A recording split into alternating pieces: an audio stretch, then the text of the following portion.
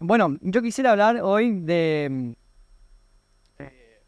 un tema en particular y como hicimos las veces anteriores, vamos a leer varios pasajes de la palabra, así que ustedes pueden acompañarme según los distintos textos o marcar, bueno, anotar, para después repasarlos en su casa.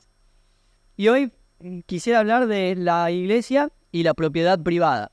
Ese es el título del mensaje, es el tema. Puede ir también como título del mensaje de hoy. Gracias, Guillem. Voy a amar. La iglesia y la propiedad privada es un tema que además debería enmarcarse o tendríamos que considerarlo dentro de otro tema más amplio, que es el de la iglesia y las libertades individuales del creyente. Y dentro de ese macro tema, la iglesia y las libertades individuales, hablar de la propiedad privada. Pues son los mismos principios que se van a aplicar en las diferentes esferas de estas libertades individuales.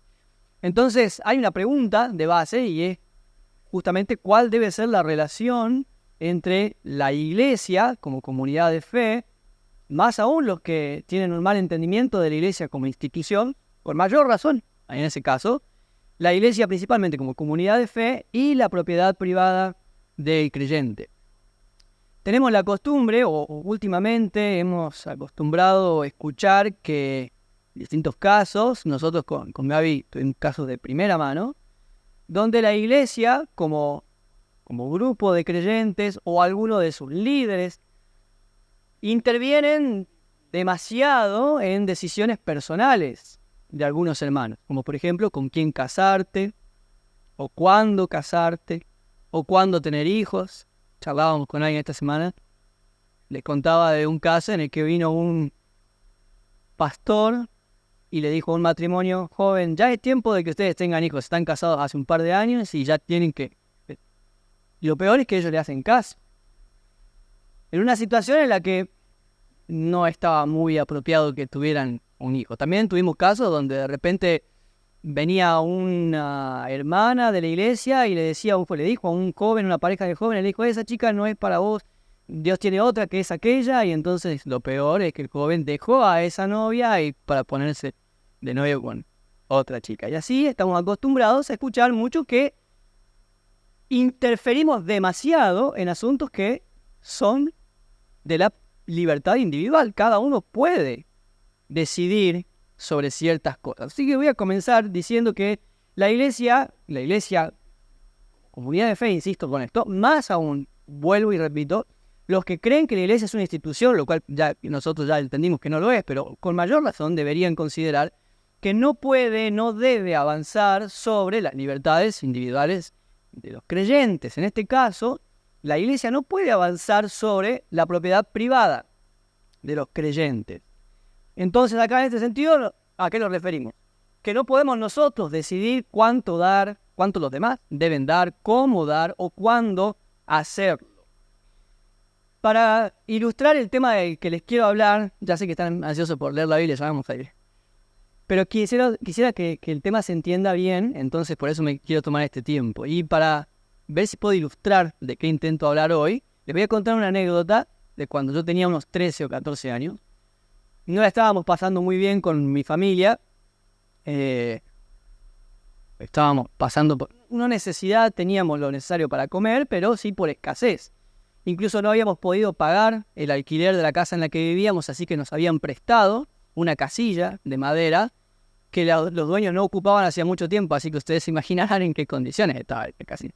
Incluso se había caído hacia el costado, pero había quedado apoyada en la medianera con el vecino. Y mi papá, que con unas herramientas que tenía, hacía un par de cositas de madera y salía a vender, o a veces hacíamos sándwiches de milanesa y salíamos a vender, o buñuelos. Creo que no conocen los buñuelos acá, ¿sí? ¿Conocen? Son riquísimos. Bueno, salíamos a vender eso. Y con esas monedas que juntábamos habíamos podido improvisar un plástico como puerta, o un plástico como ventana, un techito de plástico que sea del comedor. Las zapatillas, por supuesto, las que teníamos. Los útiles con los que yo iba a la escuela, al colegio, estaba yo en primer año del secundario, eran los del plan social educativo, no sé si se acuerdan de... Así que eran hojas Ahí hay que tratarlas con cuidado, pero alcanzaban para estudiar, los lápices me los regalaban en el colegio. Una profesora de geografía que vio que mis zapatillas estaban rotas me regaló un par de zapatillas. En ese contexto, estaba mi papá pastoreando una pequeña congregación, un grupito también, en un salón que nos había prestado un hermano de otra congregación. Y la iglesia, las familias de la congregación estaban en situaciones muy parecidas a la nuestra, excepto 2 familias de esas. Y una de estas familias, un matrimonio, que no voy a decir el nombre, pero era un matrimonio no muy joven, no muy grande, unos 50 años promedio. Ellos sí trabajaban bien, los 2 tenían un buen ingreso. Y un día yo estaba jugando al fútbol en el patio de mi casa y llegan ellos a visitarnos. Y lo llaman a mi papá y le dicen: mire, pastor, nosotros tenemos un regalo para ustedes. Les compramos pasajes para que vayan de vacaciones a Buenos Aires a visitar a la familia de su esposa.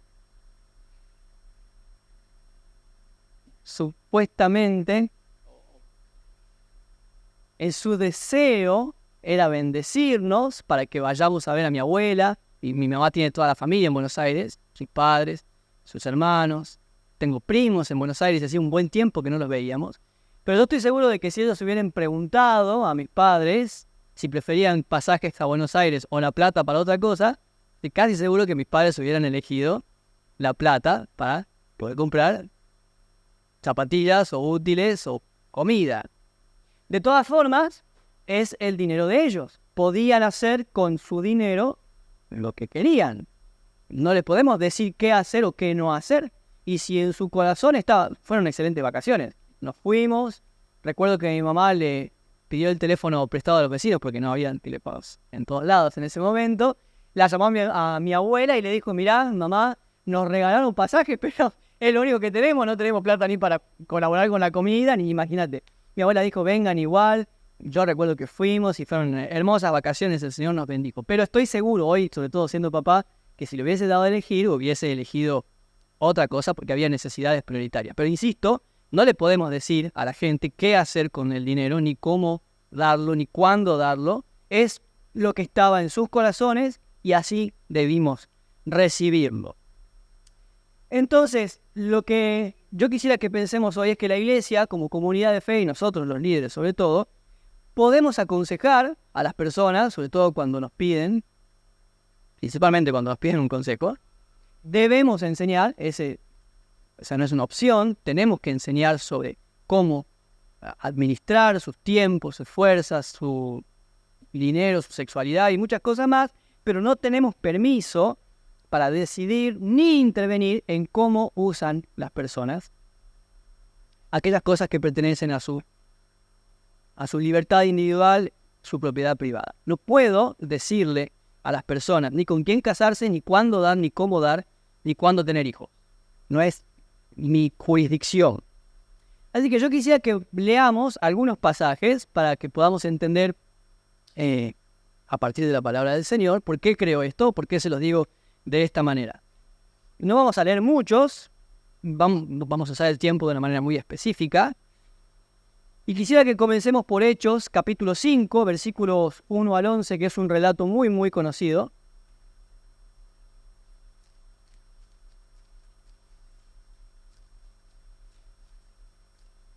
De un matrimonio. ¿Se acuerdan quién puede llegar a ser?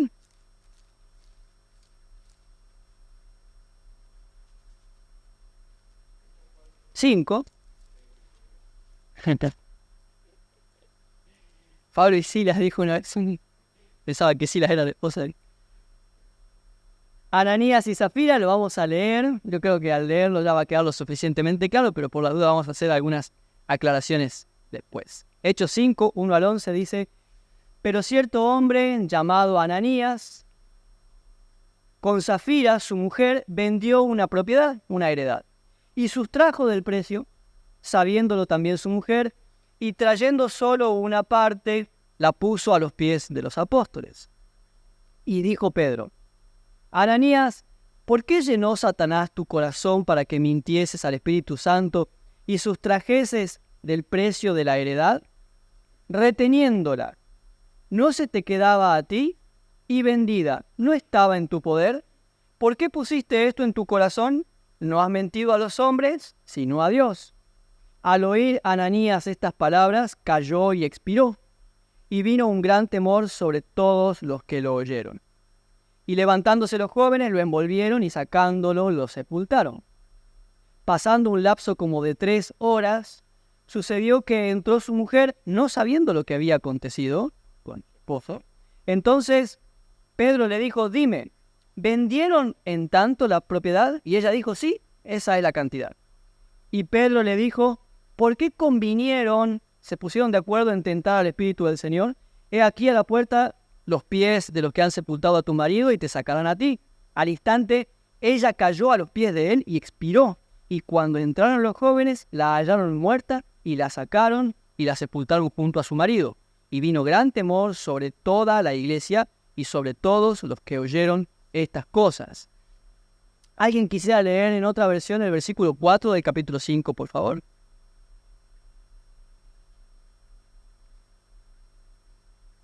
Todos tienen Reina Valera 60. Sí, y vaya, mira, si verdad, la flibre, pero no, el pedir tratero en el sí, pero el tita de salva, y oye, Muy bien, muchas gracias. ¿Vos tenés otra ahí? Bueno, no sé si todos escucharon, la versión que estaba leyendo Guillermo lo explica de la mejor manera. El versículo 4 es el texto clave. ¿Por qué mueren Ananías y Zafira? Es un texto del que se pueden sacar varias lecciones, como el temor al Señor o la falta de temor con la que vivimos nuestra vida cristiana actualmente. Podemos ver ese intento o esa idea de que podemos mentirle al Espíritu Santo. Es una gran lección también para sacar. E incluso Ananías y Zafira como un símbolo de aquellos que quieren servir al Señor, pero no por motivos genuinos. Este texto se entiende mejor cuando leemos los pasajes anteriores. Ustedes los conocen, Hechos 2 al 4, y lo estamos estudiando en la escuela bíblica. La comunidad de los creyentes, lo dice a partir de Hechos capítulo 2, versículos 42-43, estaban siempre juntos y muchos de los creyentes vendían sus propiedades y traían el dinero a los apóstoles, que eran los únicos encargados de administrar hasta ese momento, no por otra razón, y entonces daban de comer, compraban lo que hacía falta y asistían a las necesidades de los pobres. Habían entendido el Evangelio como corresponde desde el principio, y no había necesidad entre ellos porque era una comunidad que tenía todo en común. Justamente esa es la palabra, ¿no? En ese contexto había uno que se destacaba, uno de los discípulos, que es Bernabé, que su nombre significa hijo de consolación, y eso está en el relato del capítulo 4. De nuevo lo repite en el versículo 4, versículo 34. Así que no había entre ellos ningún necesitado, porque todos los que poseían propiedades o casas las vendían y traían el precio de lo vendido y lo ponían a los pies de los apóstoles. Versículo 36. Entonces José, a quien los apóstoles pusieron por sobrenombre Bernabé, levita natural de Chipre, como tenía una heredad, la vendió y trajo el precio y lo puso a los pies de los apóstoles. Y de esa manera Lucas nos permite saber que lo que sigue, el relato de Ananías y Zafira, tiene algunas características particulares, porque ellos, versículo 4, venden la propiedad, pero algo pasa en el medio, no sabemos porque no lo dice el relato de ellos, que los lleva a arrepentirse.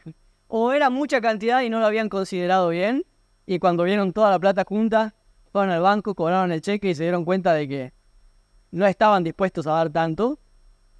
O porque se dejaron llevar por un impulso, se arrebataron viendo la emoción que producía ver esa comunidad donde todos compartían y actuaron impulsivamente, y después se dieron cuenta de la decisión que habían tomado y entonces no midieron las consecuencias. No sabemos bien qué fue.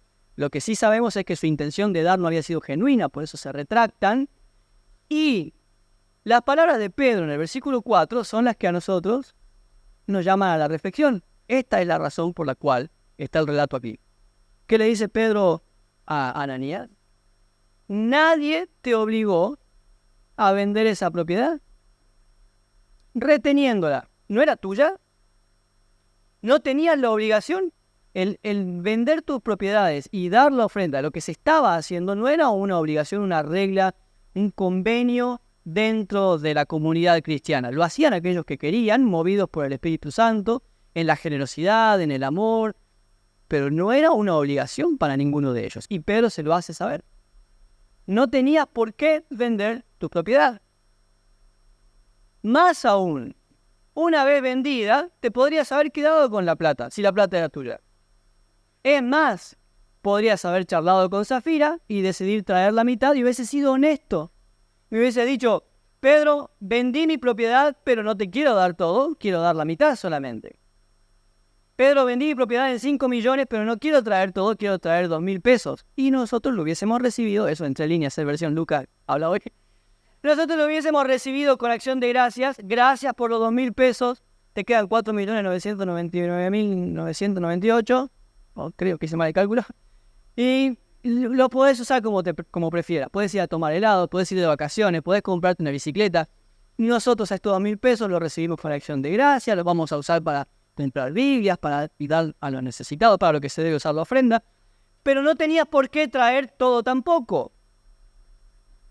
Trayéndolo, al traer y mentir, al traer y fingir, creíste que le podías mentir al Espíritu Santo. Pero lo que tenías que hacer con tu propiedad, y con tu dinero es una decisión personal. Y no hay una imposición de la iglesia, no había en ese momento, ni la ha habido jamás, una imposición del cristianismo acerca de cómo tenés que administrar tu dinero, tus recursos, tu tiempo, tus bienes. Por supuesto, no puedo dejar de decir, aunque parezca una amenaza, pero no lo es, o bueno, tómenlo como el Señor les indique. Es tu dinero, podés hacer lo que quieras, y después le vas a tener que rendir cuentas al Señor sobre cómo usás el dinero. Pero al Señor, no a mí, no a la iglesia, no a Pedro. Así que podés usar tu dinero como prefieras. En definitiva, lo único que realmente importa es lo que el Señor opine acerca de cómo estamos viviendo y cómo administramos nuestros bienes, nuestros recursos, nuestras relaciones y demás. Pero en principio, qué importante ver que ya desde el inicio de la iglesia, en Hechos, cuando todo estaba surgiendo, incluso antes de la elección de los diáconos para administrar los recursos, en una etapa muy temprana del cristianismo, ya entendían ellos que el cristiano puede disponer de su propiedad privada como prefiera. Ustedes nos conocieron y nos preguntaron qué les podemos retribuir económicamente. Nosotros les dijimos, se lo repetimos, lo que ustedes quieran. ¿Me quieren darnos nada? Nada. ¿Quieren darnos hierba? A mí me encanta. Yo con hierba estoy feliz. Lo que ustedes quieran es disposición de cada creyente particular. Así que Ananías y Zafira no es que se murieron porque se quedaron con la ofrenda. Lo hizo por las dudas. Okay. En todo caso, hay cosas más preocupantes que quedarse con la ofrenda. Otro relato que quisiera que leamos, 2 Corintios 8. Ya, esto sí es pasando algunos años de cristianismo, ya avanzando la fe y en un contexto diferente al que leímos recién.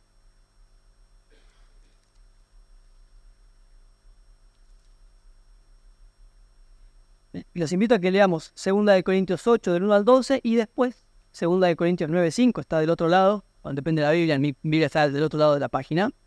También sería, el 9, 5 es el texto clave. Asimismo, hermanos, les hacemos saber la gracia de Dios que se ha dado a las iglesias de Macedonia, que en grande prueba de tribulación, la abundancia de su gozo y su profunda pobreza abundaron en riquezas de su generosidad. Aquí está hablando de dinero, de bienes. Pues doy testimonio de que con agrado han dado conforme a sus fuerzas y aún más allá de sus fuerzas, pidiéndonos con muchos ruegos que les concediésemos el privilegio de participar en este servicio para los santos. Y no como lo esperábamos, sino que asimismo se dieron primeramente al Señor y luego a nosotros por la voluntad de Dios. De manera que exhortamos a Tito para que tal como comenzó antes, asimismo acabe también entre ustedes esta obra de gracia. Por tanto, como en todo abundan, en fe, en palabra, en ciencia, en toda solicitud y en su amor para con nosotros abunden también en esta gracia. No hablo como quien manda, sino para poner a prueba por medio de la diligencia de otros también la sinceridad del amor de ustedes, porque ya conocen la gracia de nuestro Señor Jesucristo, que por amor a ustedes se hizo pobre, siendo rico para que ustedes con su pobreza fueran enriquecidos, con la pobreza de Cristo, ¿no? Y en esto doy mi consejo, porque esto les conviene a ustedes, que comenzaron antes no solo a hacerlo, sino también a quererlo desde el año pasado. Ahora pues, lleven también a cabo el hacerlo para que como estuvieron listos, predispuestos, prontos a querer, así también lo estén a cumplir conforme a lo que tengan. Porque si primero hay la voluntad dispuesta, será acepta según lo que uno tiene, no según lo que no tiene. Capítulo 9, versículo 5. Por tanto, tuve por necesario exhortar a los hermanos que fuesen primero ustedes y prepararan primero su generosidad antes prometida, para que esté lista como de generosidad y no como de exigencia nuestra. Voy a volver a leer el versículo 5, pero en Nueva Versión Internacional. Así que me pareció necesario rogar a estos hermanos que se adelantaran a visitarlos y completaran los preparativos para esa generosa colecta que ustedes han prometido. Entonces, estará lista como una ofrenda generosa y no como una tacañería. ¿Qué es lo que está ocurriendo acá? Las iglesias locales, las comunidades de Jerusalén, estaban pasando pobreza a causa de la persecución. El cristianismo comenzó a ser perseguido primero en Jerusalén, luego en el resto del Imperio Romano, y esa persecución los llevaba a la pobreza, porque, por ejemplo, muchos de los creyentes estaban perdiendo sus trabajos, perdían sus propiedades, eran encarcelados o asesinados. El papá, el hombre de la casa, el proveedor, era asesinado por ser cristiano y entonces la familia quedaba desprovista y desamparada. Y en esa situación, Pablo, que visita las iglesias de Europa y Asia, se propone, como corresponde, llevar una ofrenda, una colecta, una donación, es la palabra, en el idioma original, para las iglesias o para la iglesia y distintas comunidades de Jerusalén. Entonces, en esta epístola, la segunda carta a los Corintios, enfrenta un problema que es, ¿cuál? Que los corintios, parecido a lo que ocurrió con Ananías y Zafira, habían tenido la intención al principio y dijeron, nosotros también queremos participar, contad con nosotros, vamos a ofrendar. Pero después algo ocurrió que parece que, de nuevo, se estaban retractando. Y Pablo toma 2 capítulos, bueno, él no escribe capítulos, pero ustedes entienden, ¿no? Toma la extensión de 2 capítulos de nuestra Biblia para preparar el corazón de los oferentes, de los donantes. Por eso le dice en el capítulo 9, versículo 5, le mando todas estas instrucciones, lo leímos recién en el capítulo 8, para que ustedes puedan llevar a cabo lo que se propusieron, porque tener la intención o haber querido no alcanza. El deseo de haber ayudado a los pobres no le va a dar de comer a los pobres, hasta que realmente hagas algo al respecto. Y la intención de Pablo es que cuando lleguen los hermanos, Tito era uno de ellos, que iba a recolectar la ofrenda para llevarla a Jerusalén, la preocupación de él es que no sea de tacañería. O sea, vinieron a buscar la plata, vamos a dar. Bueno, en ese contexto es el tan famoso texto que nosotros leemos, el que siembra generosamente, segará generosamente. ¿Y de qué está hablando Pablo? De la actitud, de la intención. De que la generosidad tiene más que ver con el cómo damos que con el cuánto damos, ¿no? Doy generosamente por el puro deleite de saber que esa ofrenda va a ayudar a la necesidad de los que están pasando hambre. Pero el punto en cuestión aquí es que el apóstol Pablo está interesado en que den solo aquellos que quieren dar. Eso es lo que leímos recién, no sé si lo incluyeron notar, capítulo 8, versículos 1 al 12. Solo los que se han dispuesto.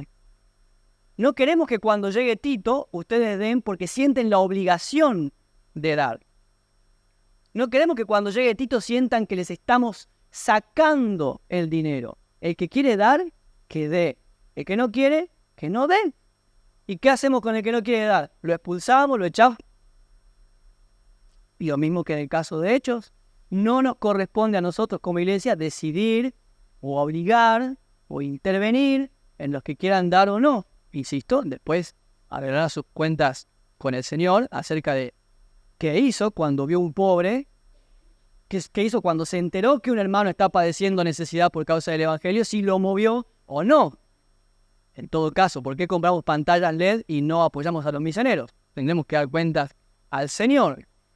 Pero es al Señor, no a la iglesia. En todo el texto del capítulo 8 y capítulo 9 de 2 de Corintios, nunca vamos a encontrar instrucciones acerca de quiénes dan y quiénes no. Pablo no lo menciona. Acerca de cuánto dar, Pablo tampoco lo menciona. Con cuánto se pueden quedar, tampoco lo dice el Señor a través del apóstol Pablo. Son decisiones libres.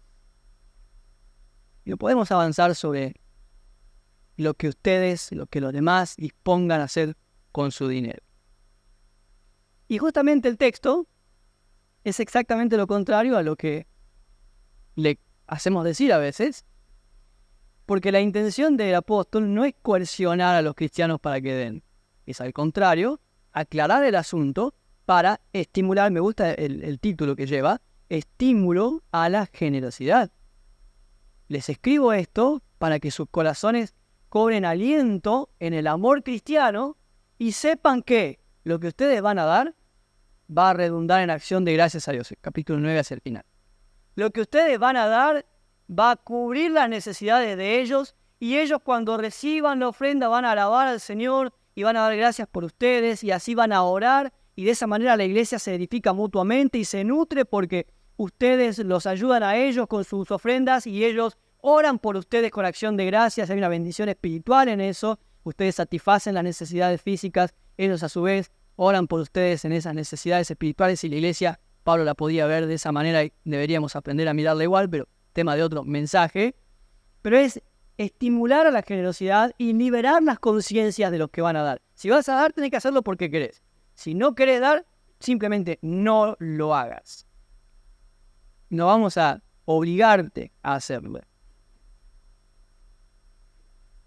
Porque cada uno da, ahí de nuevo, tantos textos tan conocidos, tan famosos y tan frecuentemente predicados, pero bueno, en este contexto es, cada uno debe dar según lo que haya decidido en su corazón, no por necesidad, no por obligación, porque Dios ama al que da con alegría. ¿Dios ama al que da?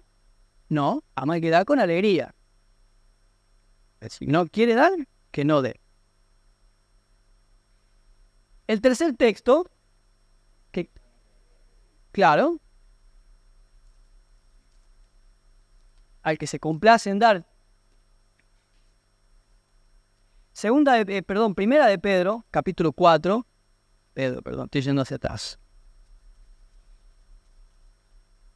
En este caso de Primera de Pedro, como les dije al principio, como este tema de la propiedad privada, deberíamos enmarcarlo en el contexto de las libertades individuales del creyente, pero es un tema que no nos alcanzaría el tiempo hoy.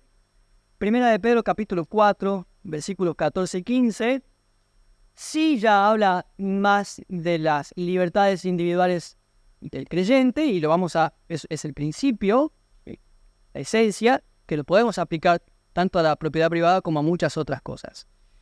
Veamos desde el versículo 12,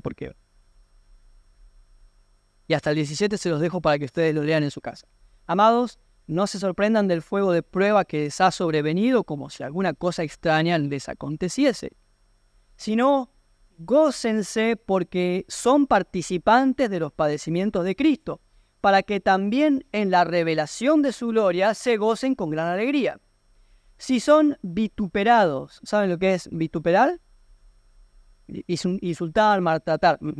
Si son eso, insultados, maltratados, heridos por el nombre de Cristo, son bienaventurados, son dichosos, porque el glorioso Espíritu de Dios reposa sobre ustedes.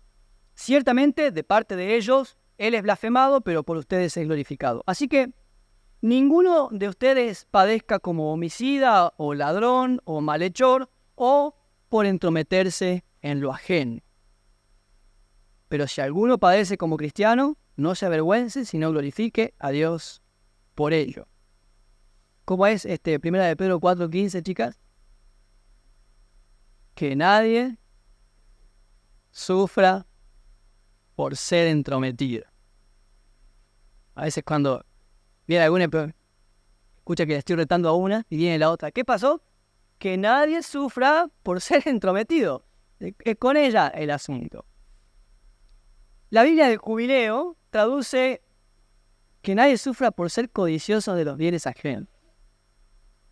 Y la Biblia, la famosa Reina Valera del Oso, 1569, traduce que nadie sufra por meterse en negocios ajenos. ¿Alguien quiere leer el versículo 15 en una versión diferente?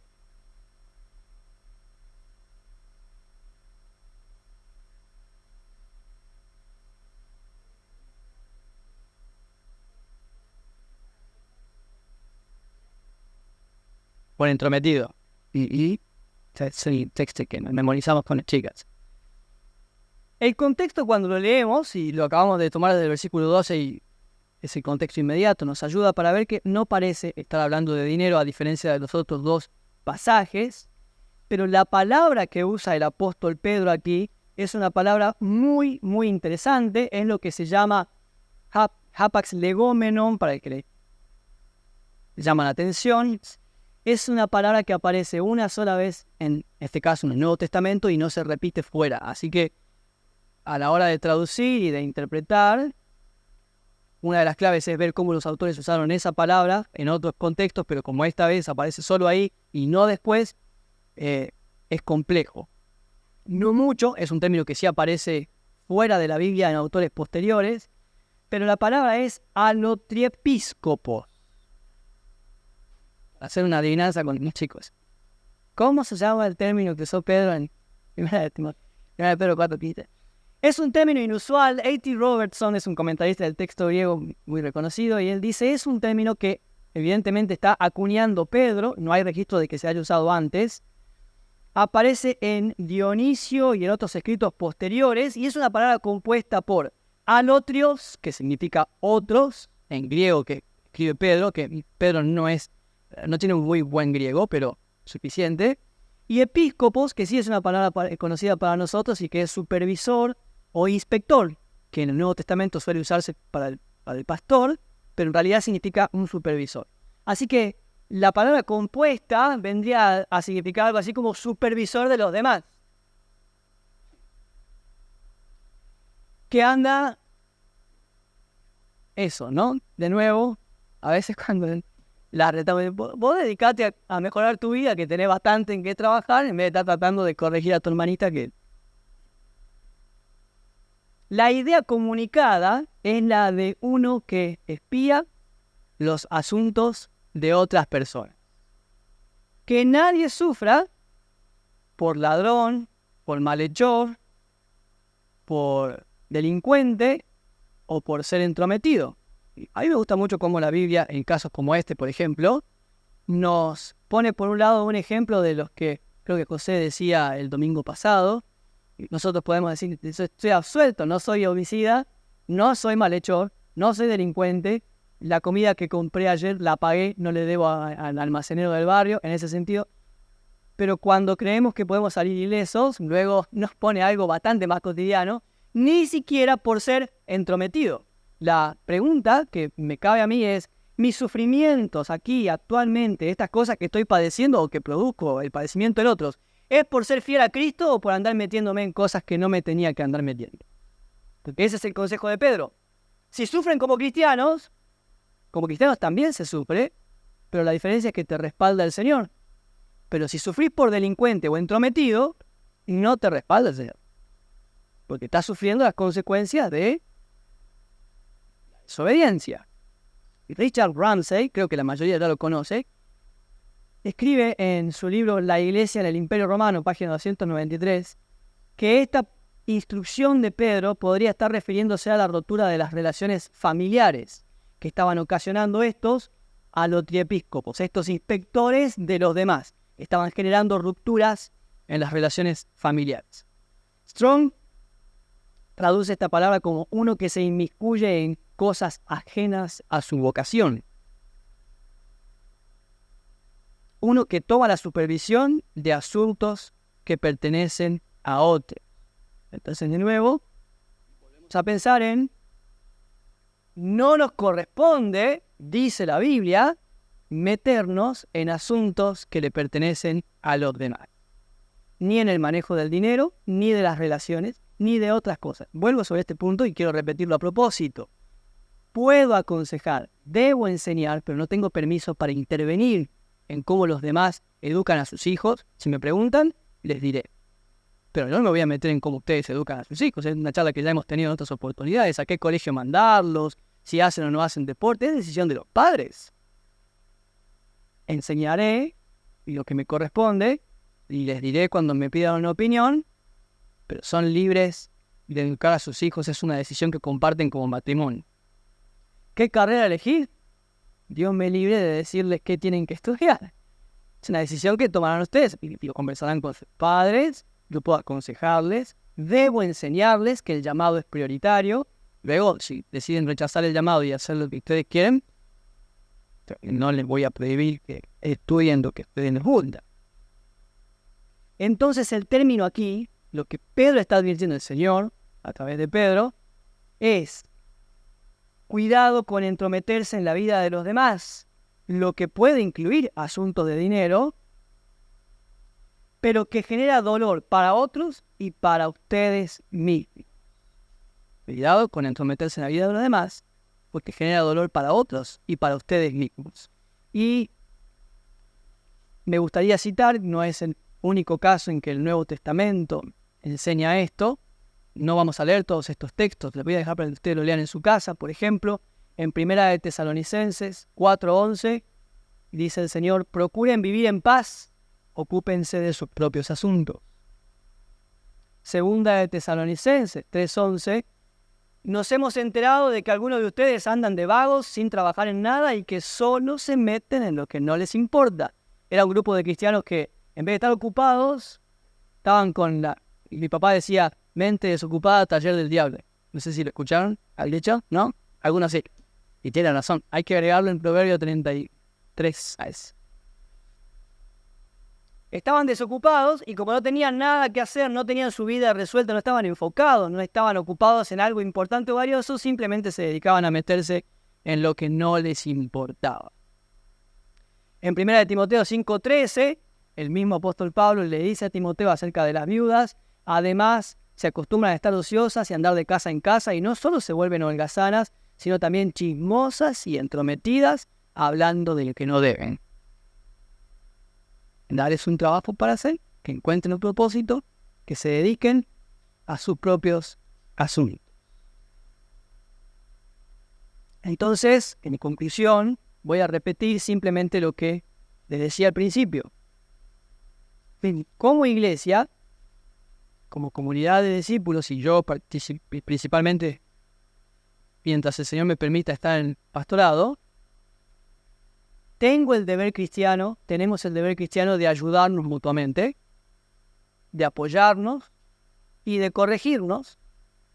Hebreos capítulo 10 lo dice de esta manera: estimúlense al amor y a las buenas obras, no dejando de congregarse como algunos tienen por costumbre. Pero, mientras hago eso, tengo que reconocer y respetar las diferentes esferas de las libertades individuales del creyente. Primero, cada uno de ustedes como individuo, ustedes organizan su vida como lo hayan decidido delante del Señor. Los matrimonios, ustedes como matrimonios toman sus decisiones, lo conversan, deciden qué harán de sus vidas, cómo organizan su familia, cómo organizan su agenda como familia. Hay asuntos que son muy propios de la familia, privados, y no me corresponde a mí, por mucho que yo los ame, no me corresponde a mí sobrepasar esos límites. Entonces, que el Señor nos dé sabiduría para saberle conocer, y como dice su palabra, no solamente para ver las cosas de otra manera, sino para poder vivir nuestras vidas con la sabiduría que viene de lo alto, que es primeramente pura, dice el Señor en la epístola de Santiago. Les invito a que tengamos un tiempo de oración.